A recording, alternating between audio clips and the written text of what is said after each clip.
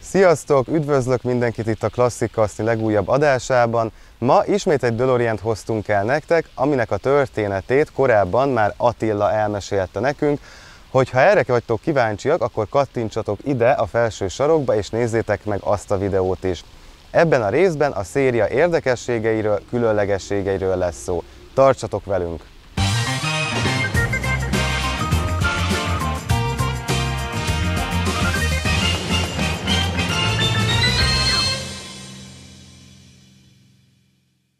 A DeLorean története elég rövid, viszont igen kalandos. Alapítója John DeLorean karrierje során több amerikai gyártónál is dolgozott, például a Packardnál, idővel pedig átkerült a General Motorshoz. Nevéhez fűződik például a Pontiac GTO megalkotása, és nagyon szeretett sportautókkal dolgozni. Idővel ráunt, hogy az autókat rövid élettartamra tervezik, ezért megalkotta az etikus sportautót, ami azt jelentette, hogy ha úgy vesszük, örök életű járművekről beszélünk. 1981-ben jelent meg saját gyártmányának, a DeLorean Motor Company-nek az első és egyetlen modellje, a DMC-12-es, melynek nevében a 12 az eredetileg tervezett fogyasztójára utalt volna, viszont ez jóval többre, $25,000 sikeredett. Sajnos az autó nem tudta felvenni a versenyt a konkurens Corvettekkel, ezért relatív keveset adtak el belőle. A cég működésének 3 évében közel 8600 autót adtak el. Ehhez hozzájárult az, hogy annak ellenére, hogy nagyon jól nézett ki és hozta a korszak formatervező ideájait, nem tudta felvenni a versenyt a Corvettekkel. Ehhez sajnos elég sokban hozzájárult az, hogy a Peugeot Renault Volvo V6-os motorja ezt a kasznit nem igazán tudta gyorsan hajtani. Gyakori tévedés, amit Attila is egy csomószor már elmondott, hogy amikor eljár vele találkozókra, kiállításokra, a látogatók ránéznek és azt mondják, hogy hát, ilyen az alumínium. Nem, a DeLorean nem alumínium kasznis, hanem szálcsiszolt, rozsdamentes acélkasznis autó. Ezt, hogyha kicsit rossz indulatú akarok lenni, úgy mondanám, hogy olyan a felülete, mint egy inox hűtőnek, mert minden meglátszik rajta. Viszont az Augustini magazin legújabb sorozatában egy 1:8-hoz méretarányú fém DeLorean időgépet szerelhettek össze. A lapszámokból megismerheted a Vissza a jövőbe című filmek készítésének történeteit, amit benfentesek mondanak el. Ráadásul egyedi összeszerelési útmutatót is találsz bennük. A magazin és a makett is kifejezetten az Augustini számára készült, ami Magyarországon most vált elsőként elérhetővé. Az elkészült modell 52,7 cm hosszú, és a Vissza a jövőbe filmtrilógiában szereplő autó pontos mása. Kidolgozása nagyon részletgazdag, a csomagtér és ajtajai nyithatóak, ráadásul az ajtó nyitásakor a rájuk szerelt kis lámpák is felgyulladnak. Az első és az időgép lámpái, a műszerfal és az időjelző áramkörök is világítanak, ami 1985. október 20-ára lett állítva. Az első lapszámban interjúkat olvashatsz a film készítéséről. Megtekintheted Ron Cobb és Andy Probert legendás tervezők alkotásait, valamint Bob Gale író és producer visszaemlékezéseiről olvashatsz.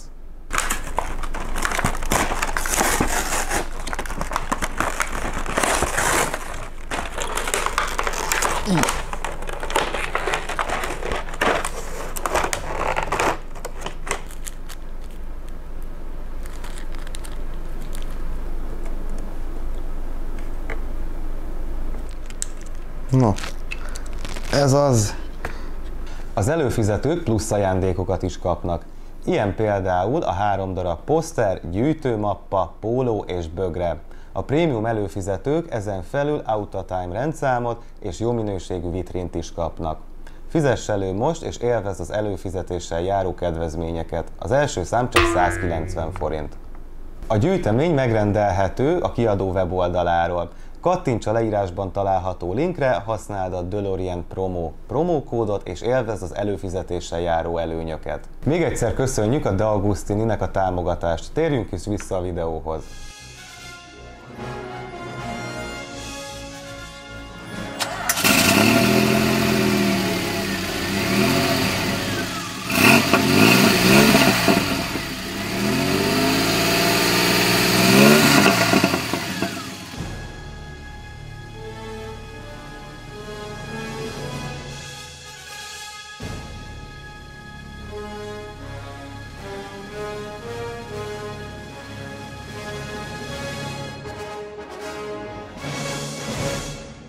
Az autó formaterve és a belterének a dizájnja is beleillik a 80-as évek ideájaiba.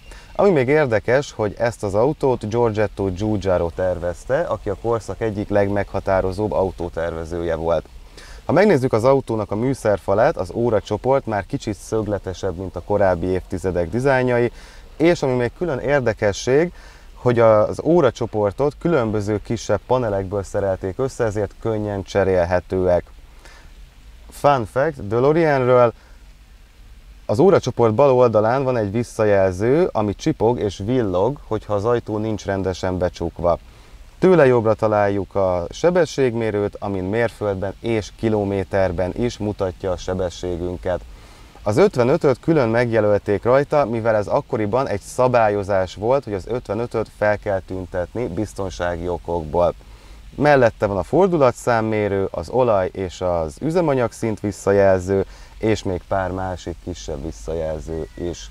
A DeLoreaneket kétfajta váltóval, egy automatával és egy 5-sebességes kézivel lehetett rendelni. Ebbe például egy 5-sebességes manuál is van, aminek az érdekessége, hogy rükvercbe fel kell húzni és berakni 2-esbe. A váltó előtt találjuk az órát, a műszerfal fényerőszabályzóját, és ezen a bajusz kapcsolón az indexet a dudával, ezen pedig az ablaktörlő lapátokat tudjuk kezelni. Az autó utasterében rengeteg bőrt és műanyagot találunk, a főkonzolon például rögtön ott van a rádió, a klímapanel, és rögtön, ahol ki is fújja a hideg levegőt. Na de hogyha már bennülünk az autóba, hogyan csukjuk be az ajtót? Külön kilincs erre nincsen, viszont van egy ilyen kis BKV kapaszkodó jellegű bőr anyagunk, amit megfogunk, lehúzunk, először gyengén húzzuk, és a végén becsapjuk.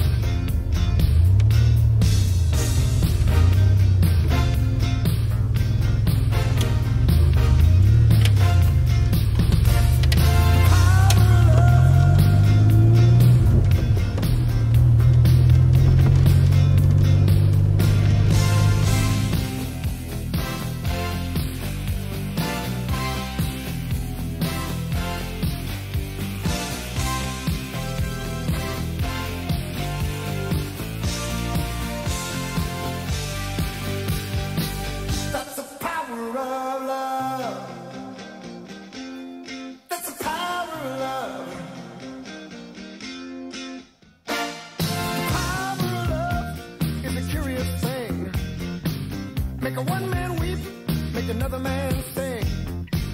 Change your heart to a little white dove. Born with a feeling, that's the power of love. Tougher than diamonds, rich like cream.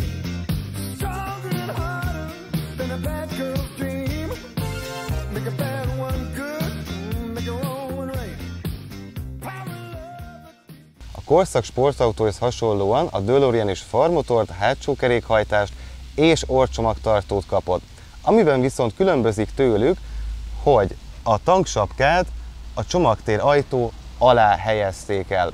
A korai szériás példányok esetén még a csomagtartó ajtón volt egy kicsi nyílás, amit ki lehetett nyitni és azon át betölteni az üzemanyagot. Itt a ráncfelvarrott változatok esetén már ezt elhagyták, a csomagtartó ajtót kinyitottad és külön lecsavartad a tanksapka fedelet. A DeLorean mondhatjuk, hogy egy igazán nemzetközi autó, mivel amerikai piacra szánt, olasz tervezésű, amit az írországi Dunmurryben gyártottak. Ez az alkatrészein is megfigyelhető, mivel a motorja a Peugeot Renault Volvo 130 lóerős változata, ami önmagában egy jó és erős motor volt, viszont a rozsdamentes acélpanelek elég nehezek voltak, ezért csak 130 lovat tudtak belőle kihozni.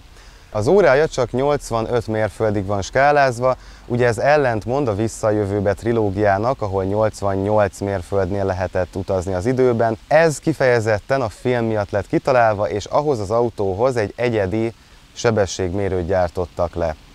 Mi, ami még érdekes a filmmel kapcsolatban, hogy a stábnak, illetve a rendezőknek nem igazán tetszett ez a PRV V6-os motor, illetve annak a hangja, ezért azt egy V8-as Porsche-val helyettesítették.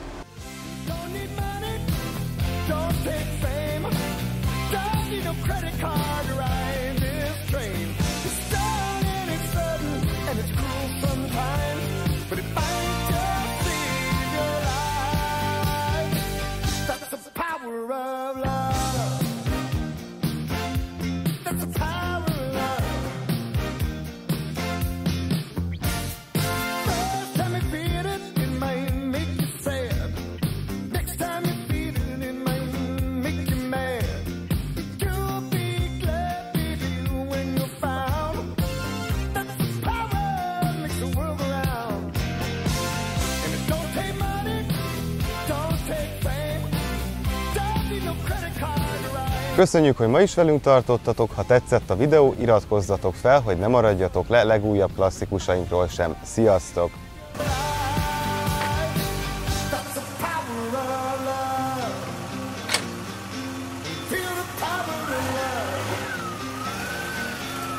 Can you feel